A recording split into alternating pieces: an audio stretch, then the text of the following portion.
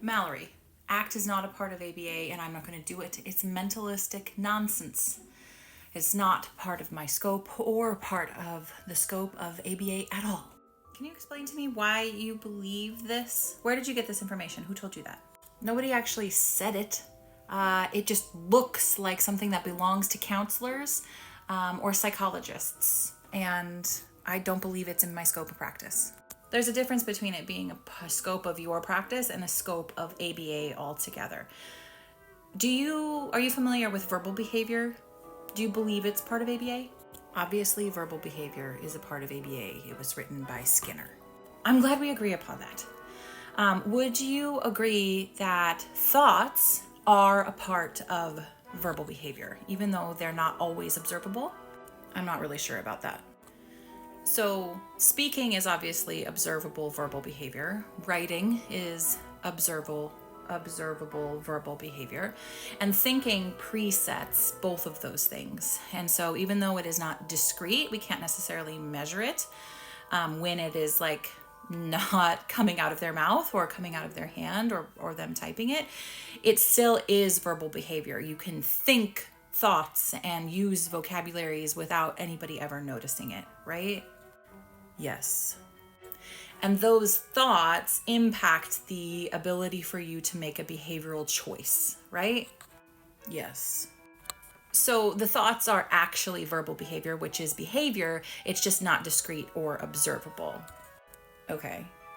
And do you agree that the thoughts that you have, or sometimes even the emotions that you have, determine what's available to you as a behavioral response at times, right? Like as a setting event? Of course.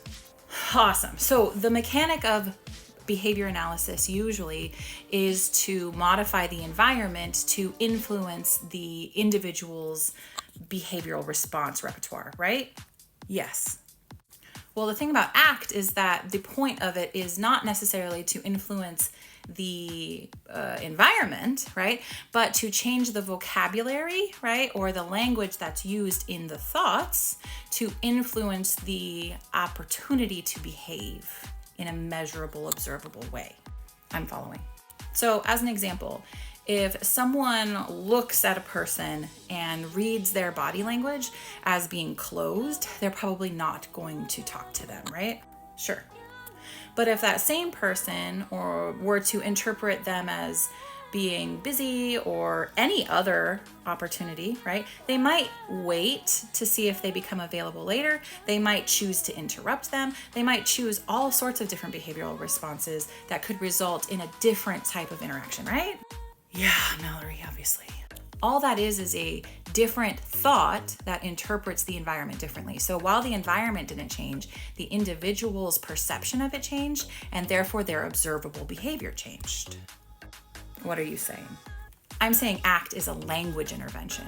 When we help to get someone to modify their language, they're going to change their observable behavior. But I don't do talk therapy.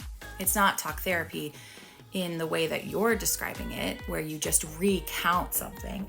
This is talk therapy in the way that you're modifying your talk to therefore influence the behaviors that you have, which are observable and measurable, and therefore falls under the technological ABA category. But it's still out of my scope. It's out of your scope, but it's not out of mine, and it's not out of ABA, and it's something that you can learn. So please stop spreading the nonsense that it's not part of ABA or that it's not part of our science. Interesting. Where can I learn more?